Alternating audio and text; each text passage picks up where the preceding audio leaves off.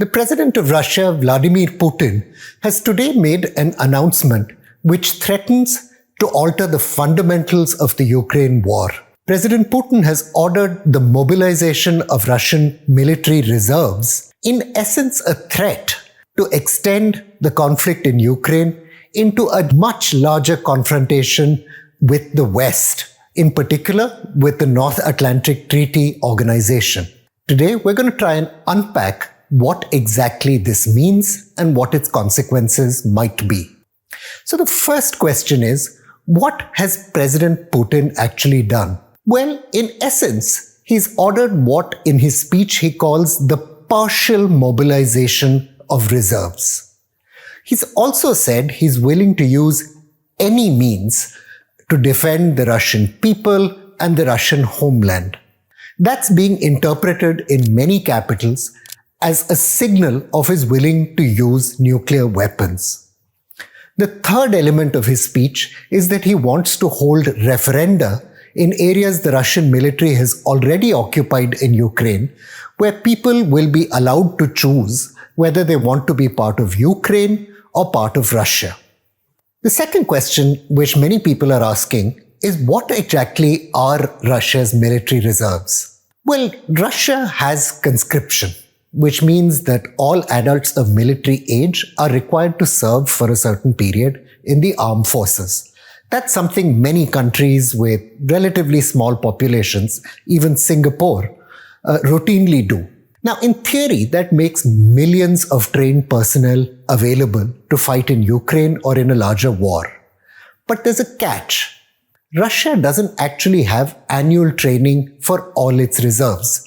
In fact, by some estimates, just 10% of those reserves have any form of training at all during their period of military age, which is people under 45 for the rank and file and people under 55 for officers. We don't have a clear picture either of how large President Putin's mobilization is, though there are some estimates that it might involve some 200,000 personnel, and how many of those actually have military training at all. Which then comes to the third question, why has President Putin actually done this? Well, the answer is pretty simple. Over recent weeks, there have been severe military reverses in Ukraine, as we've reported in ThePrint, over the past several days. Russia is not only facing heavy attrition of personnel, though there are no figures of exactly how many, it's also got terrible shortages of equipment. Key Russian equipment like armor and artillery has suffered tremendously in these weeks of war. And to make things worse, Russian industry has been facing severe pressure from Western sanctions.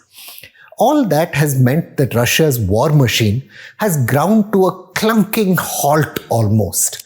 And now President Putin is trying to raise the stakes and escalate his way out of the problems he's facing. The fourth question, will that succeed? Will this mobilization fix Russia's military problems on the ground? Well, probably not. As I mentioned, Russia's military industries are in really big trouble. The country recently had to import artillery shells from, believe it or not, North Korea. Russia seems to have counted on China for some support, but China, despite saying all sorts of nice, warm, pro-Russian things, hasn't actually stepped up to base in terms of supplying equipment, probably because it's afraid of inviting retaliatory sanctions on its own commercial companies.